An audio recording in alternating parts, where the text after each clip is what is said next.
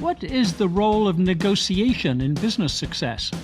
Every contract, every agreement, every relationship, every exchange is a negotiation. It couldn't be more important. We talked to an expert, Sanjay Yadav. This is the Economics for Entrepreneurs podcast. Entrepreneurs are economic heroes. They improve others' lives with preferred products and services, innovation, and value. We offer you the knowledge and tools to make your entrepreneurial journey a successful one by building a beautiful business. Now, here's your host, Hunter Hastings. Hi, Hunter Hastings here.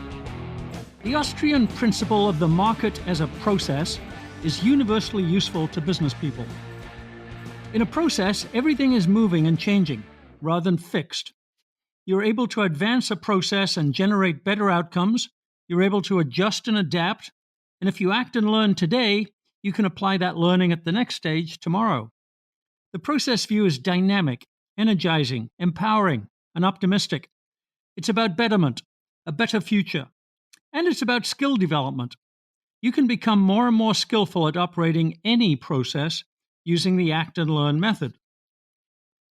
The process view can be adopted for all parts of the market system. Value is a process. Pricing is a process. Design is a process. Decision-making is a process. Relationship management is a process, and so on. Processes are systems of action, identifying what to do and how to do it, including doing the right things in the right order so that there is an accumulation of value over time. Negotiation is a process and responds to process skills. Negotiation skills are vital to your business. They're going to directly affect your cash flows, your costs, your margins, your scale, your financing, and your resource allocation. They're going to indirectly affect your brand reputation, your organizational designs, and your delegated management capabilities based on the employment contracts you negotiate, for example. Happily, negotiation is a field of human action that can be studied and a field of knowledge you can learn, a process skill that can be trained and at which you can improve. Today's guest, Sanjay Yadav, learned negotiation from both sides of the desk in the corporate world. He worked in procurement for big multinationals, and he worked in contract negotiation for suppliers of creative services of all sizes to big multinationals. He has since become an entrepreneur and teaches and trains executives in the art and science of negotiation. Sanjay is CEO of Purple Sky Partnership, which he recently formed, building on 20 years of commercial and operational experience with Mars Inc., Philip Morris International, and WPP. He's lived and worked in Western and Central Europe, in the Middle East, Asia Pacific, and now North America. Sanjay, welcome to Economics for Entrepreneurs. Hey, Hunter, thank you for having me. I'm looking forward to engaging with your budding entrepreneurs in your community. Good. Well, you've got a lot to offer them. We're going to talk today about negotiation, something that you're an expert in. And you believe that's not only a critical entrepreneurial skill, but also a life skill. So everyone can benefit from that. We'll explore that today. We'll describe your own development of a very carefully constructed island of specialization. I say that because last episode was about islands of specialization with Per Byland. You're a leading and uniquely qualified and equipped consultant in commercial negotiation, which specifically includes negotiation with corporate procurement departments, which is a business role I know a lot of our listeners find themselves in from time to time. So we always like to start, Sanjay, with your origin story. Tell us how you developed the experience and skills that got you where you are today. Okay, well, thank you. Origin story. Let me think. Probably just best to start from the beginning. So I was born in New Delhi in India. I moved to London in the UK with my parents, basically because my dad's job got him transferred over there. And I was 3 years old at the time. So I've grown up in London from the age of 3. I'm British by national and now living in California. I've studied a master's in chemical engineering in the UK. So I did a 5-year program there. I worked for an engineering company for a short while. But really, my entrepreneurial nature and my real desire to get some real world business experience led me to look at other opportunities. And I was very fortunate to do a variety of different roles in commercial, in operations, in supply chain, business development, and also strategic procurement within the 20 years that I spent in my corporate life. So, I've been very, very blessed because I work for some really, truly global organization, global brands. And of the 20 years, I spent about 10 years with M&M's, the global candy and pet care business, with global brands like Mars and M&Ms and M's and Snickers, and their pet care brands like Pedigree and Whiskas, as I'm sure your listeners will be very familiar with. I also worked for Philip Morris International for 7 years. Now, Philip Morris is a global cigarette brand leader with brands like Marlboro and Parliament. And I also worked around 3 years for WPP, which is the world's largest advertising company.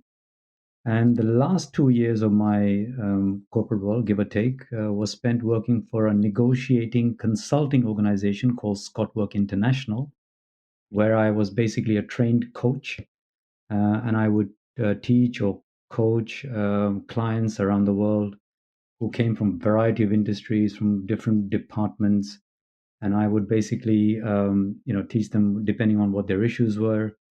And once all of that was done, I then left all of that and I set up my own consulting about 3 years ago.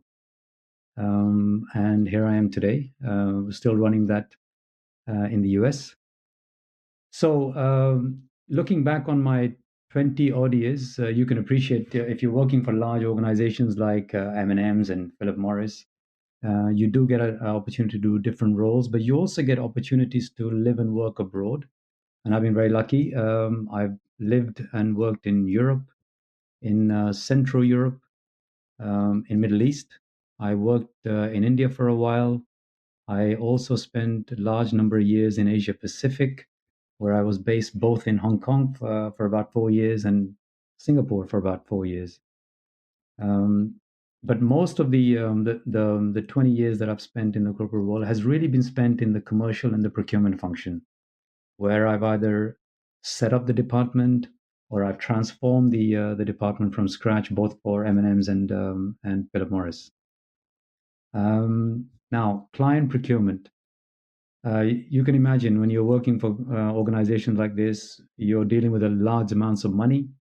So the guys like M&Ms and Philip Morris make sure that their procurement people are extremely well trained when it comes to negotiation. So they methodically trained me. I went to multiple negotiation training programs. I also conducted my own negotiations across different parts of the world with variety of suppliers, some on medium to small scale projects, some on large scale complex projects where there was a multi-million dollar budgets associated with it, and even spent a lot of time negotiating with media and creative agencies in different regions, and occasionally used translators to do our negotiations. In countries like, for example, China or South Korea and Japan, where English is not their first language, and you need to make sure that your intent and your content gets understood. So we would negotiate via translator. So that was an interesting experience. That was the client side.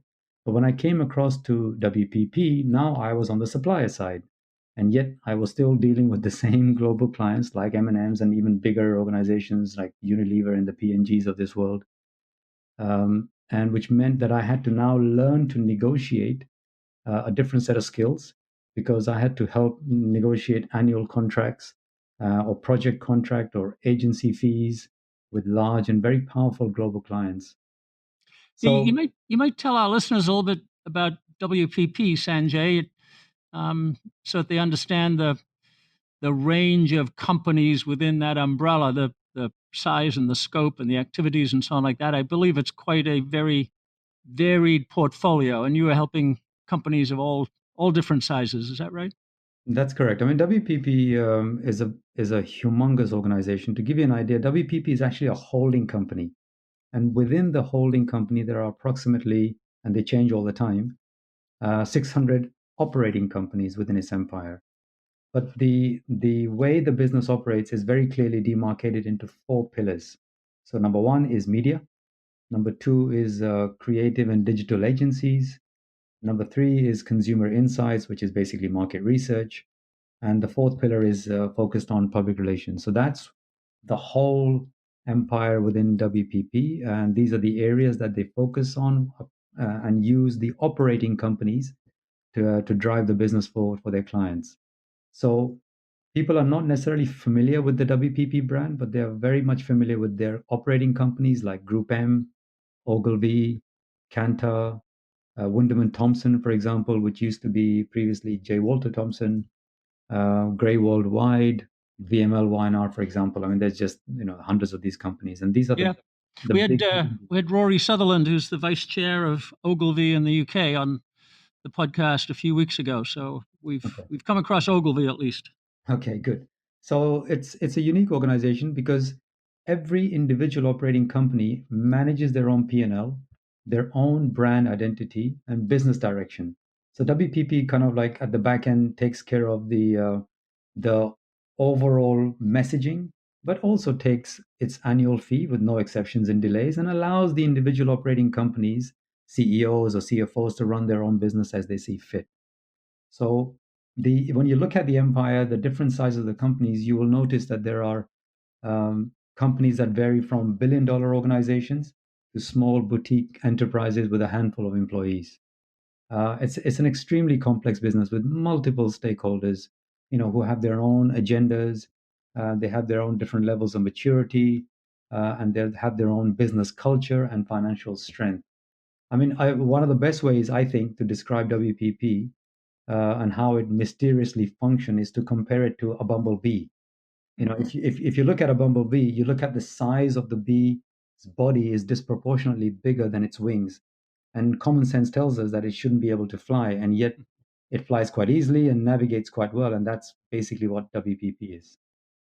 Yeah, so you were part of the wings, huh? Helping it to fly in the right direction. Yeah, so I joined them at the stage where in Asia Pacific, they were looking to transform the way they manage their cost and also the governance that they had in place at that time with the suppliers in Asia Pacific region. And my role was to basically set up both the commercial and the procurement services department from scratch for the APAC region. And this region is huge. I mean, you got over 30,000 employees. The supplier base is in excess of 10,000, and the spend, which is the money that leaves the business to these third-party suppliers, and is in excess of 1.2, 1.3 billion dollars, and that's just within the top 10 companies at WPP. Well, So you can imagine the scale, the size of the project that I was basically potentially, or at least signed up to do. Now, of course, when you're working at the holding company level, one of the key objectives for me was to actually get all of these key operating companies to work collectively, so we can actually assess the supplier spend, which is known as third party spend in procurement language, which basically, as I said, is the money leaving the business, to in a better organized manner, in a better productive manner, in a better governance manner. So we can, if we do it collectively, we can then also share the financial benefits that comes out of it. Because what we're really trying to do is use WPP scale. so that's when you say third party spend, that's like spending money on TV ads or stadium sponsorships, those kinds of things. Exactly. So any money that is leaving the business in order for it to do business. Okay. Yeah, so that's in procurement language is known as third party spend, which basically means the money going to the suppliers. And suppliers could be variety, and Yeah. they're divided into categories. Okay. Okay, and of course, when I was dealing with the variety of companies, I was also dealing with variety of individuals, which meant that there were different styles of leadership, and they all had different perception towards procurement, which unfortunately wasn't good because most of them didn't trust procurement. And if I'm really, being blunt, they didn't even like procurement. And that was a big barrier for me to try and get any work done with these guys because, you know, here you are, you feel like, okay, I can bring some value because I understand procurement. Um, but having procurement related conversation led to the fact that they always talked about the fact that procurement doesn't understand value. They felt that procurement always slowed down processes or projects, and all they ever talked about was cost cutting. So, the CEOs and the CFOs were very reluctant to talk to me. And that was one of the biggest barriers that I had to overcome right from literally in the first year. Because I came from a very mature procurement community where everybody understood procurement within the CPG environment, within the client base environment. With these guys, they'd clearly been scarred with their experience with procurement people on the client side, and they were not so, how shall I say, trusting or willing to talk to me because just because I'm WPP and just because I think I can help them from a procurement Yeah, point. you're the cost police for the creative cowboys. They don't like it. Yeah, and the biggest thing they used to think was that if I tell Sanjay what's my budget towards this spend or this budget to I'm going to be spending with the supplier, he's going to basically start cutting that budget. So it was fair to say that the discussions used to be polite, but they wouldn't be very open in sharing information. So And how do you overcome that? well, yeah, I mean, you can imagine in the first year, I made very little progress. I mean, I was basically chasing ends, thinking that they are going to give me some information, then I can work and help them and build a regional strategy, but that just wasn't happening. So that was a real challenge. The What I needed to basically do at that time was to understand that my perceived value, i.e., my procurement offering as my services, was actually not something they saw value in. So it was clear that I needed to change tact. I needed to find something that they would see value in. And then we can start having conversations around procurement and potentially other things that I could bring from a procurement point of view to their business. So my definition of value is very simple. It's being of service, which means that if I have to create value, I have to be able to deploy my service. Now, these CEOs are my clients. Their values first need to be understood. I clearly then need to adapt my offering to be able to then be of value to them. That was basically the mission that I was working on. And I knew that my standard procurement offerings was not something that was going to work. And if I was going to build any trust, promote any business or procurement organization, I needed to basically change and adapt and offer them something that was of value to them. Yeah, and in our brand of economics, Sanjay, we say that value is subjective. It's in the head of the customer, and you're describing that. They were your customers, and you had to find out what they thought was valuable, what they felt was valuable. It's a feeling. Yeah, absolutely. And that's really what led to me to stop talking less about the procurement services and more about what they needed. And that's what led to me creating the negotiating skills workshop, which I had curated just for the agency. So that's really how it came about. Yeah, and that's a very entrepreneurial action.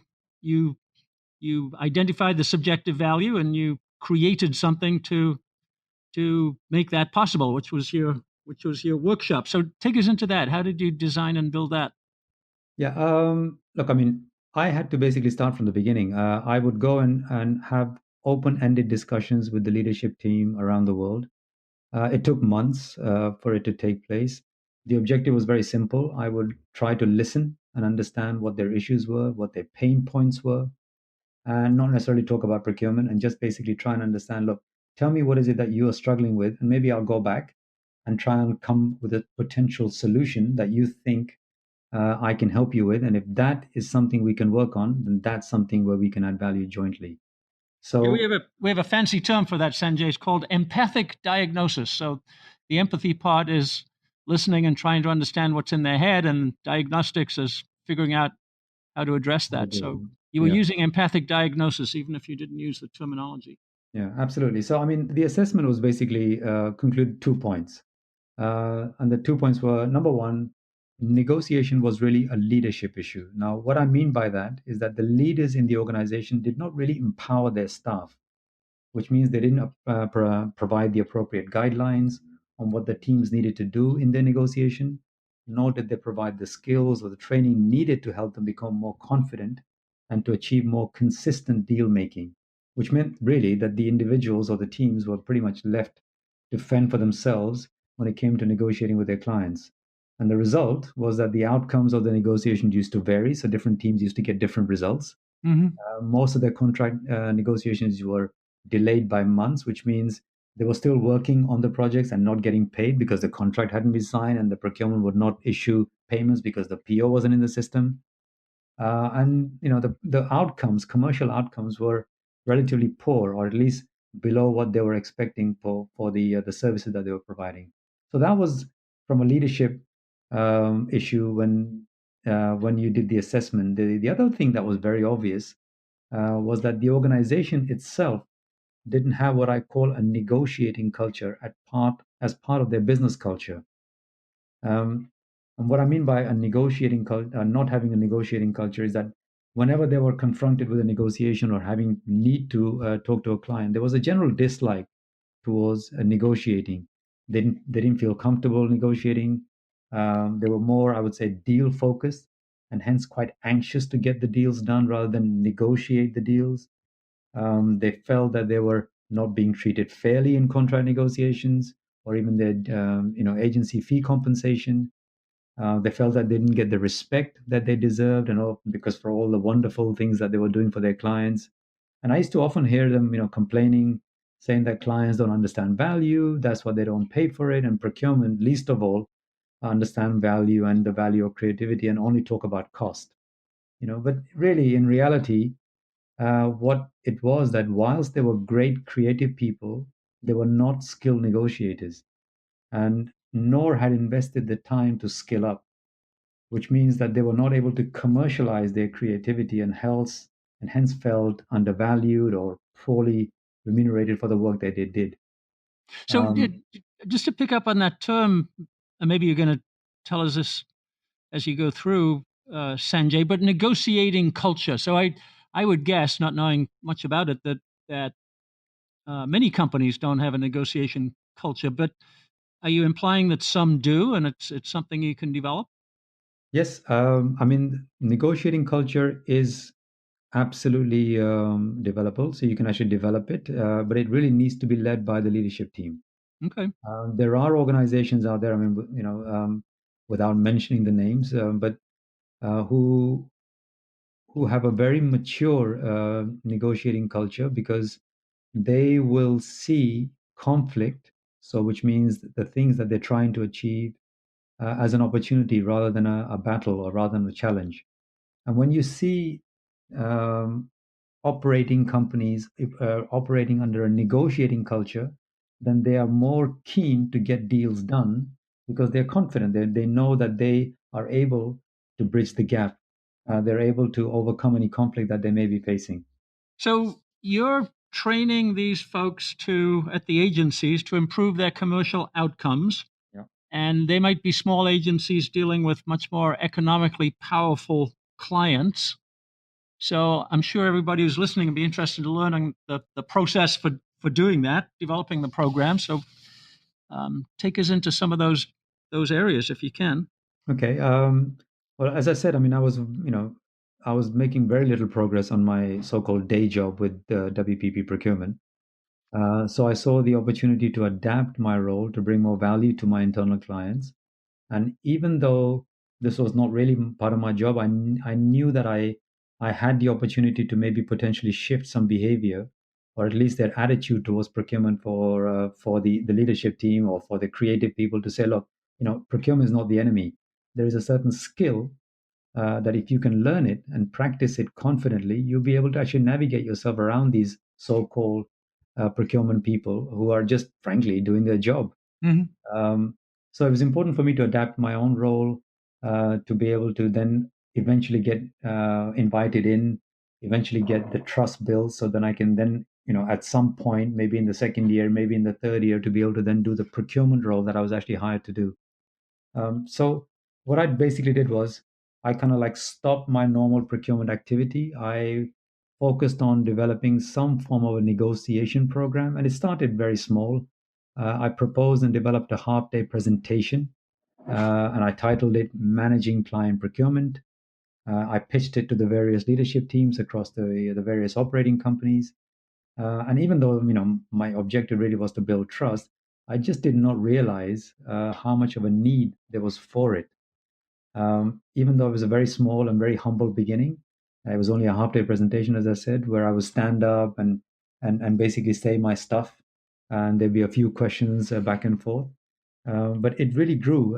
It really started to resonate because I would talk about how the other side, the client procurement, would plan and prepare for the negotiation. When it came to negotiating with creative agency, I would include the tactics that the client procurements would use, the language and the tone they would deploy in their negotiations. And let's face it, on the odd occasion, they would also ethically drift in their negotiations. And I would be able to show them that, look, not everything that has been said to you is the truth. You need to be able to find out more if the other party is ethically drifting at any given point. So, it was the idea was to be able to share with them that, there are some games being played by client procurement. And it's important that agencies understand those games, understand the rules so they can negotiate better when it came to negotiating with clients and client procurement. So it really started to resonate. I got more and more people attending these programs. I got more and more positive feedbacks as of the subsequent negotiation that took place with their client procurement. So really, it felt like the needle had started to shift on their perception towards on procurement. Yeah, you were getting marketplace feedback, positive feedback. Yeah, and real life examples. There's nothing better than that. But to be honest with you, that was the easy part because that was easy to put together. Because what I had done was I just simply looked back at my client procurement days when I was with M&Ms and with Philip Morris, and I just said, okay, I know I used to negotiate with these same very agencies, these same very creative people. How did I do it? So I would just basically list out my training, I would list out my tactics and the language and the tone that I use, and I just basically shared that with them. And it was, frankly, to me, I thought, well, everybody should know this, and for them, it was like completely a new realm of understanding the negotiation that took place with clients. The challenging part really was when the popularity of this program grew, because as it became more popular, it became more complex because I was getting asked more and more about content. I was getting more and more asked to advise them and coach them on the deeper and sometimes more specific issues on they were facing with their clients. So in a way, I had to also skill up and learn more in order to and continue adding value.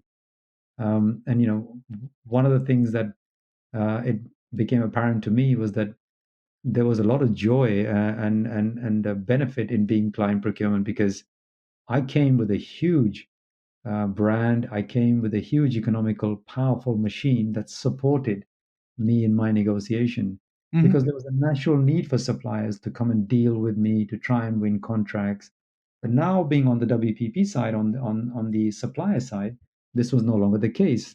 And most of the time, when I spoke to the people on the creative side, agency side, they felt that they were always negotiating from a position of weakness, and they felt that there were other suppliers or other agencies that could win the same contract. And especially if you believed client procurement, they felt that they couldn't be more demanding. They couldn't say no when they needed to say no. So they felt a little bit weaker when it came to negotiating with the procurement team. And how did you cure them of that weakness? Yeah. So it's trying to basically find a way to develop a program that addresses both the subjective value and the objective value in the workshop. Okay. So yeah, of course, I needed to do more research. I read a lot about negotiation. I researched a lot on authors and the various trainers. I reviewed a lot of content being provided out there with from different institutions and organizations. I even attended a few negotiation training myself, just to basically learn from different organizations, the different tactics, the different skills that they provide, just to enrich my own background. And over time, I started to also um, focus more on addressing the confidence issue of the people who are going into a negotiation, not just the content, which is already getting enriched, and the process, which is also developing, but also try and address the confidence issue, because there's a lot to do with the confidence as well. Because it's not the thing I noticed was that um, you know the creative people, the agency people are very creative. They know how to manage the client. It's the confidence that was basically lacking in getting what they wanted done. It's asking for what they wanted was the challenge, and the confidence in demanding pretty much the fee that they wanted. So addressing both the confidence, addressing both the content as well, and also enriching the process was the total package that I was trying to build. A quick note: did you know that we provide supplemental materials for each podcast? Listening to and understanding the key takeaways from our expert guests helps you think better about building a more beautiful business. Taking direct action and implementing these strategies is when the real work begins. Take a concrete, immediate step to implementing a better business model today by downloading the show notes and business tool we've created for this episode. Visit Mises.org/E4EPod. That's MISES.org/E,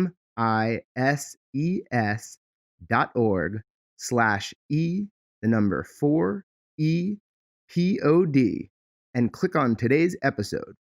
Now, back to our interview. Um, Is that an equal balance, Sanjay, confidence and content, or was the confidence more important? Was the emotional part more important? I mean, it is the most important after you've got the content and the process bedded down. So you understand the process of negotiation, you understand the content and the skills associated with it, and then the confidence grows. So it's important to build the base, which is the content and the process, and then the confidence comes through the practice. So, yeah, I mean, look, in my one of the research, the thing that I noticed a lot in the R&D stage of my program development was that there is a lot of content, a lot of material out there on negotiations, and it sometimes even feels like there's a info obesity on the subject. Mhm. But what I found less of is how do you actually do the negotiation? So how to do the theory in the real world. And my focus was not just knowing about negotiation; it's actually knowing how to negotiate.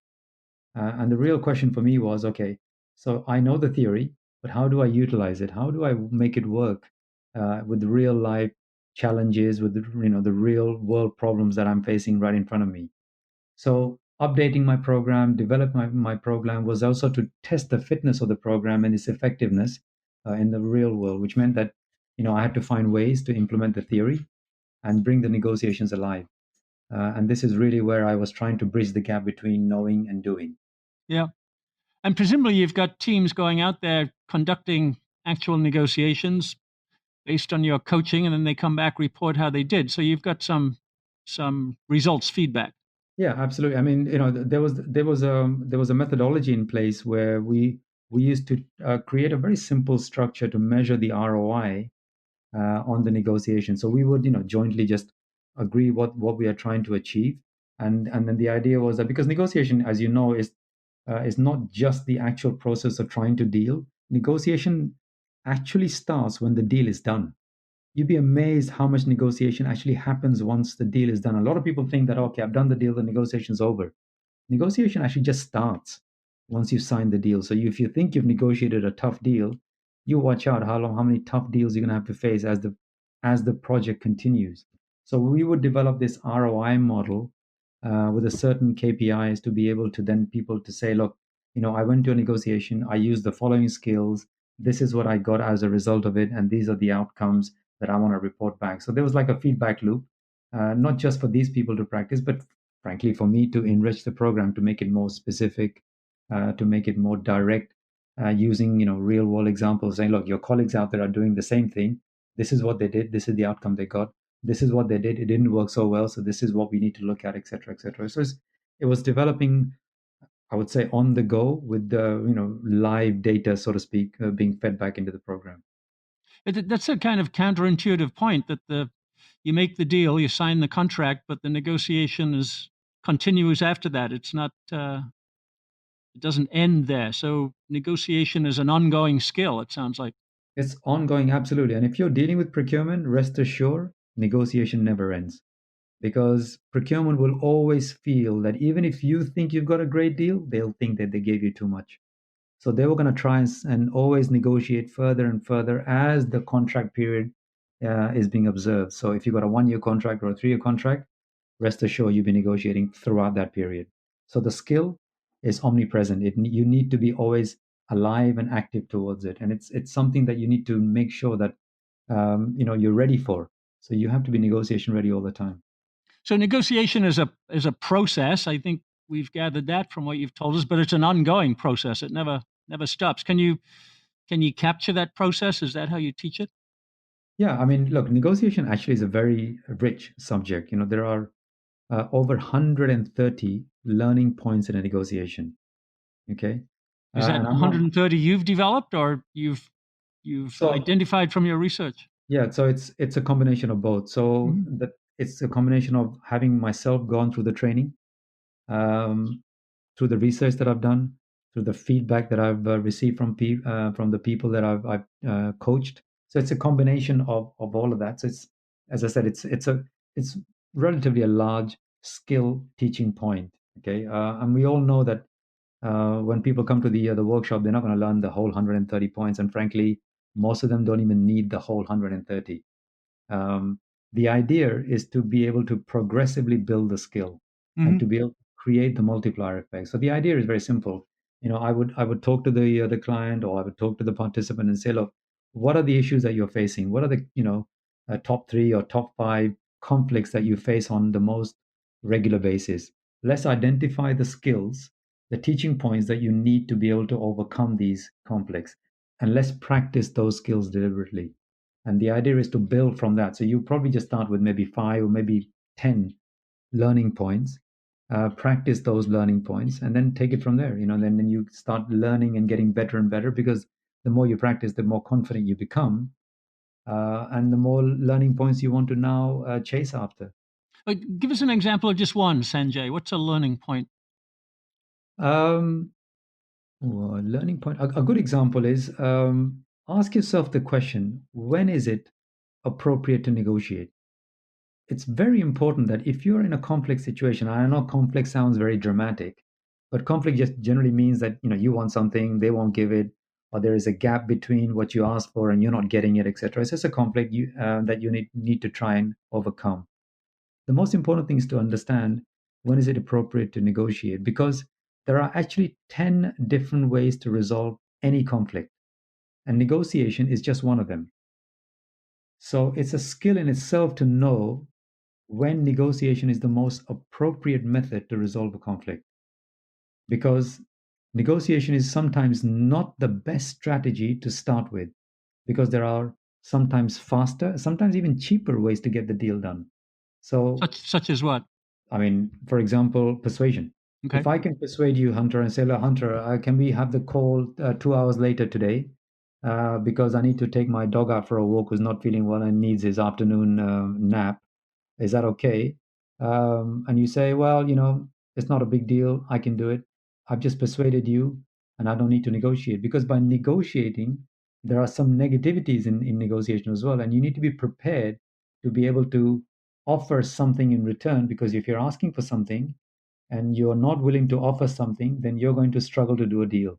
So Hmm. negotiation is not always the best place to start. And I always tell people, have you tried the other methods? Because you might find that you might even get this done cheaper and faster without even giving anything up, i.e., without even negotiating. Okay. So it's a stepwise process. The participants come in. We focus on the key areas that they are facing with respect to conflict. We practice the skills to improve their confidence, and the idea is to build the multiplier effect. And like anything, it's the more you practice, the more confident you become. You build a momentum, and before long, you start becoming an expert. Well, good. And then you're driving towards outcomes all the time. Can you simulate those in the workshop, or do you have to wait until they go practice in the real world? I know. I mean, we practice them. So the idea is to combine the theory and the practical aspect of the negotiation within the workshop. So the idea is there'll be some teaching points. You will That's the theory part. You will learn the teaching points, but really you need to go and practice them. So I will create a conflict environment for you, and you will be allowed, or at least given the opportunity to go and then practice those skills and see for yourself how well you did. So basically, um, that's why I have video replays in my negotiation. So what I do is I have a mock negotiation which has a conflict built in. You are then encouraged to resolve that conflict.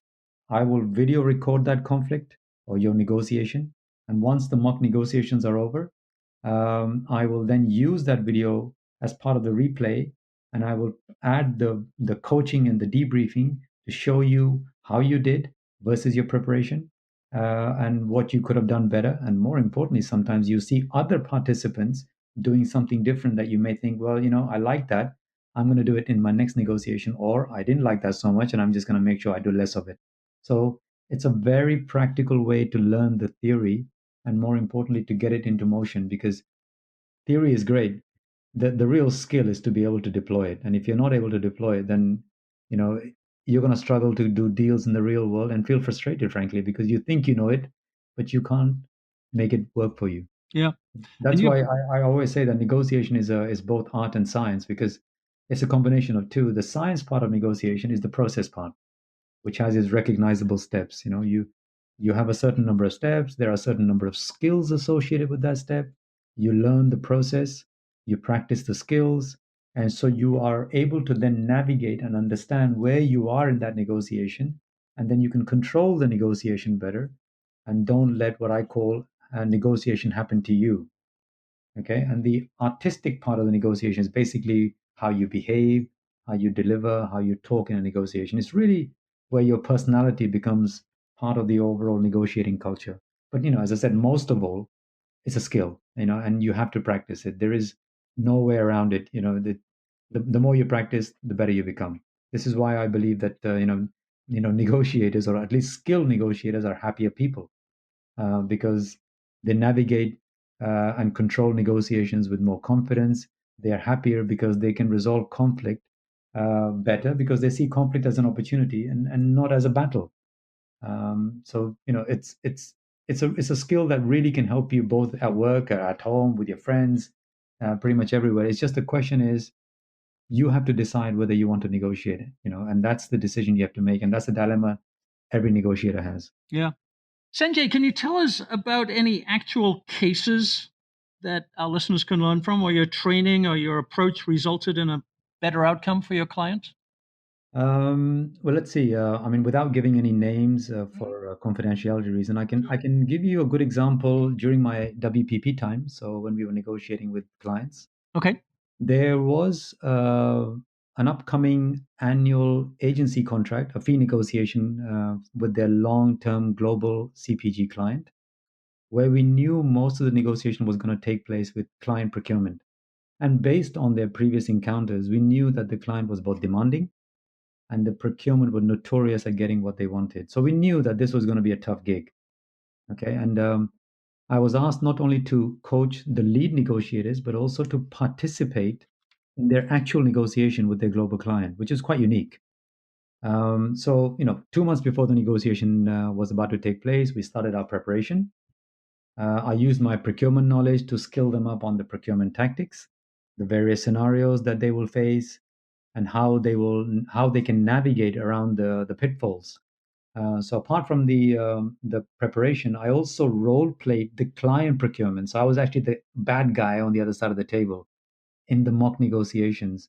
So basically, to help them practice the skills that they had learned in the theory, and I would video record these negotiations, and I would use the replays to basically improve, point out the areas that they have done well or not so well, and then we would go back and rehearse again. So after a few rounds, the gang was becoming negotiation ready, and it was soon time to face the clients. And as I said, because I was invited also to be a participant in the negotiation. That was an added benefit.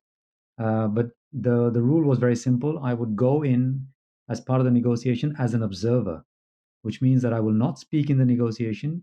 I will just simply introduce myself as a new employee on the client account, and hence I was just still learning the ropes, and I was just going to sit in the corner and basically watch the negotiation take place. Hmm. By the way, that's an old procurement trick, to pretend that I don't know nothing and I just keep Yeah. listening. It's a good old procurement trick.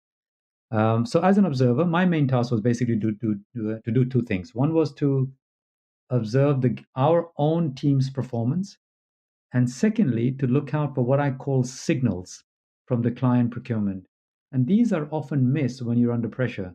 So catching and reading a signal is absolutely paramount in a negotiation. It can really dramatically change the direction and the rhythm of the negotiation. So listening for them, looking out for them is a skill in itself, and it's not easy to do when you're in a stressed environment. Hence, it needs deliberate practice. Okay, so here I am. I'm the observer. I'm sitting in the negotiation. I was focused on these signals, and once the negotiation would come to an end, I would then provide my feedback on what I heard, on what I saw, the behaviors that I had observed from the client side. And after every round, the team would basically collectively put their thinking hats together. We would fine tune the strategy. They would restructure the proposals when they were needed. We would rehearse the scenarios again under video. We would practice them, and we just go back in. So we did that multiple times, and it took about 3 months to do the deal. So it's relatively a long time. It's a big contract, it's a big spend, big budget, creative deal, and we got pretty much close to what we wanted. It was hard work, but it was worth every effort. The whole 3 months and even the 2 months leading up to it. So you can imagine 5 months of work in getting the deal done. The experience really was what and how we did it was actually remembered the most. Our team felt better prepared. We were more confident in negotiating our demands and more skilled in managing the games that procurement played. And we were ready.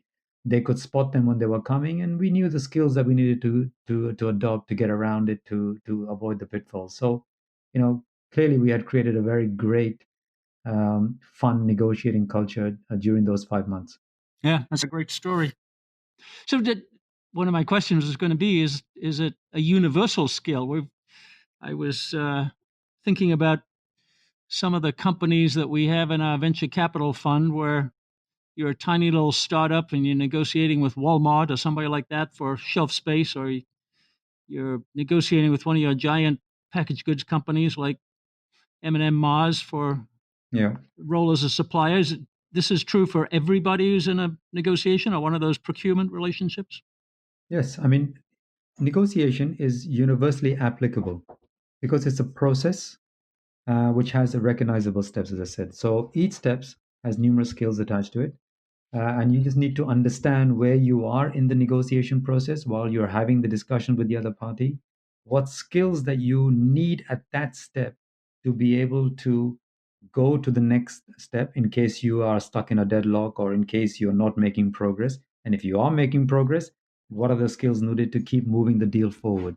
So, negotiation can be used in any industry across all departments, whether it's an internal or external discussions in your business. It can be if you're buying, it could be used if you're selling, whether you're pitching to a client or to a supplier, or even receiving a proposal from the other party. So it can be absolutely used everywhere. In fact, it can even be used in your personal life, and it can even be used, as part of your negotiation with your spouse, which I wouldn't recommend, but you could even do that as well. Yeah, I know about giving things up in that negotiation. Yeah, I wouldn't recommend it because I haven't won a single negotiation with my wife. Despite your skills. One of the subjects we have talked about here with Professor Stephen Phelan, who told us a little bit about negotiation from an academic research standpoint, was the role of trust and building trust. Yeah. But he also talked about control mechanisms. So you've got a contract, you've got a collaborative agreement, you've got some intent that's associated with that.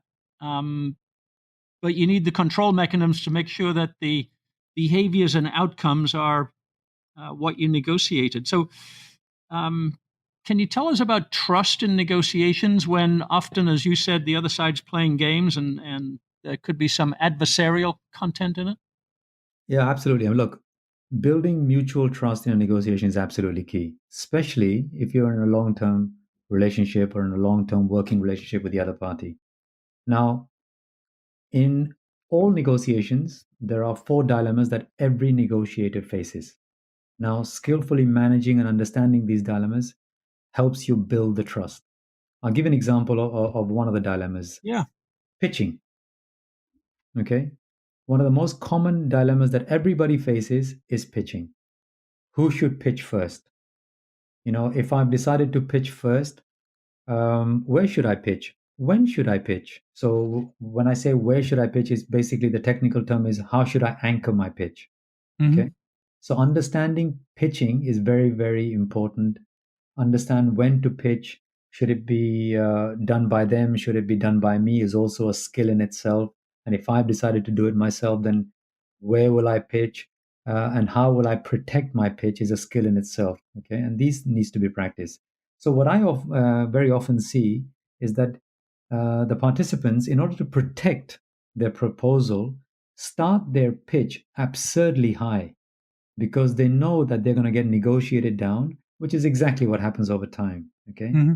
So what they do is they pitch absurdly high, and then they continue with the negotiation process. And as the dust settles, their final agreed price is often way off their initial pitched price, which is their absurd pitch. Okay. So now what happens is that behavior of theirs, imagine what the other party is now thinking about you, right?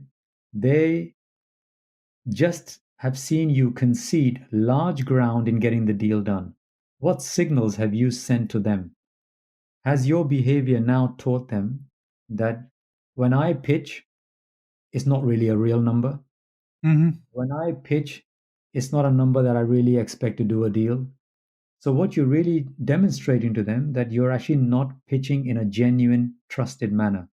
And you know that you're going to get negotiated down. So you're absurdly pitching. And that doesn't really create trust. That's why I believe absurd pitching is absolutely the wrong way to go. It's the wrong signal. It's the wrong behavior. It promotes bad behavior on the other side as well. Okay. So if you're especially going to be working with people on a long term basis, and if you're pitching absurdly, then you'll find that there's lack of trust between the two parties. Okay. So the important thing is to understand how is it that I can actually pitch and yet protect that pitch. And the art is actually to pitch aggressively and not absurdly. Okay. Hmm. So, how do you use the negotiation skills to protect the aggressive pitch when you know that you're going to get negotiated down? Okay.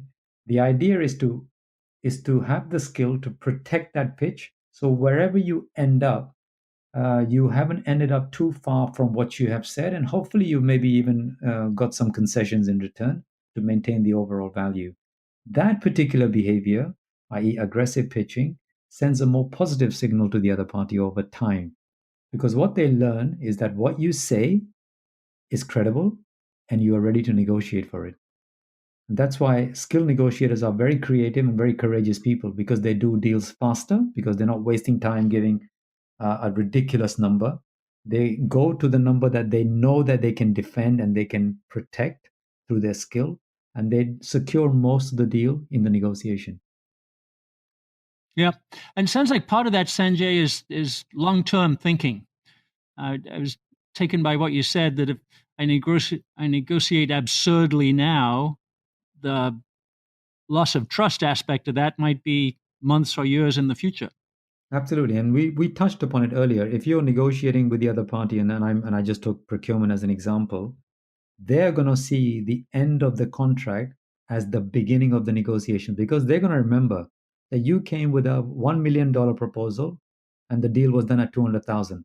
That means that 1 million number is not correct. Maybe the $200,000 is also not correct. So let me get more. And you will be in a regular battle with the procurement because they're going to want more because they just simply don't trust what you say based on the way you behave. So let's move to your consulting business, Sanjay. Now you're an entrepreneur, so you're not working inside WPP or any of these other places. You're an expert consultant. You're training people in negotiation skills. Obviously, you're highly qualified. You've got all the intellectual property that it takes. What do you see as the biggest challenge in being an entrepreneur in your space as opposed to a member of a giant corporation? Yeah, I mean, look, it's. I'm sure your community will also agree. One of the hardest things for an entrepreneur is to manage the various activities that need attention around your core activity, because there is so much to do to build the right infrastructure, so you can be effective in providing or delivering your core areas of business. We all know time is limited, but these activities are endless. I remember when I was part of the larger organization, this so-called infrastructure was provided, and it was even set up and managed by other people in the business. So I could just basically focus on my day job, so to speak. Now this same infrastructure needs to be created and built by me and managed by me. That's a, it's very taxing. It needs a lot of focus in order to be, focused on your key areas. You have to be organized and disciplined. I often counsel myself to ensure that I'm doing the right things. I am still focused on my priorities, which sometimes change. Learning to say no to things, learning to say no to people that don't need immediate attention or action, while still maintaining the relationship is a skill in itself. And yeah, even my negotiating ability gets used on a daily basis. So it's all about making sure that you filter out the noise, stick to your tune, remain focused, because this is a daily challenge. There's no doubt this is difficult. So if you're not enjoying it, getting distracted and giving up becomes very easy. We mentioned islands of specialization at the beginning, Sanjay, because it's a theme we're trying to develop. We're trying to change the metaphor of starting a business from fighting for market share or competing head to head with somebody else, Yeah. and creating this idea of an island, a beautiful island, an island that attracts people. People want to come to it, but it's unique. All islands are unique, and we have a set of building blocks, which is aiming to please your customer, building from your own personal strengths and identity, which you obviously well resourced in that, not copying others, but being very different, and always focusing on value as perceived by the customer, which you mentioned it was a key focus of yours at WPP. So, how's your island of specialization? Are you able to create a uniqueness for yourself in this area? You say that there's a lot of people in the negotiation field. So, how do you achieve uniqueness? Yeah, I mean, my island of specialization was more organic, and it came over time. So when I first started doing coaching and negotiating skills training, I would do it with anyone or any client or participants who was interested in learning the skill. So it included all types of industries, various corporate functions, and I negotiated or helped people negotiate from both sides of the table. But over time, I learned and I also enjoyed that I actually enjoy two areas the most. One is negotiating with procurement. So if you are negotiating procurement, or if you're number two, if you're negotiating with clients, especially if your negotiation, if you feel is from a position of weakness, that these are the two areas that I really enjoy coaching and training in. Because I think both these areas need more creativity. It needs more courage than the normal to get the deal done, and it also challenges my own fitness and knowledge on the subject.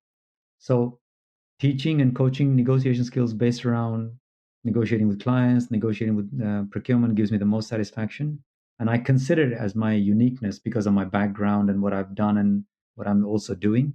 And this is what I would regard as my island of specialization. Good, good. That's very solid. And then, do you find there's word of mouth in your community that you get recommended after you've provided this skill Yeah. set and training? Yeah, I mean, look, most of my client base actually are built around word of mouth. People who have attended my sessions have gone on to recommend it either to their own colleagues at work or just to a wider network. Or if the alumni has changed companies, I often get invited into the new organization to see how I can potentially help improve their negotiating culture. And yeah, so most of my business is word of mouth, and I'd be happy to discuss with your listeners if they're interested to learn more. But there is a lot of information about my program and the various offerings that I give, that I provide, and also the area of specialization is also captured there on my website. So if it's okay, I can share my website with you. Please, yeah, go ahead. Yeah, so it's www.purpleskypartnership.com. So that's one word, purpleskypartnership.com, Okay, sky as in as the in the sky blue above our sky. heads. Purple Sky Yes, Partnership. that's correct. Good. Well, Sanjay, thanks very much for sharing all of your experience and skill and expertise today, and your entrepreneurial story. We love those kinds of entrepreneurial stories where you gather knowledge, you gather expertise, you start to accumulate some skills that others don't have, and then you share them with others as an entrepreneur. So you have a beautiful story. Thank you very much. It's a pleasure. Thank you, Hunter, for having me. And I really enjoyed the session. I hope it's been useful and practical also for your listeners.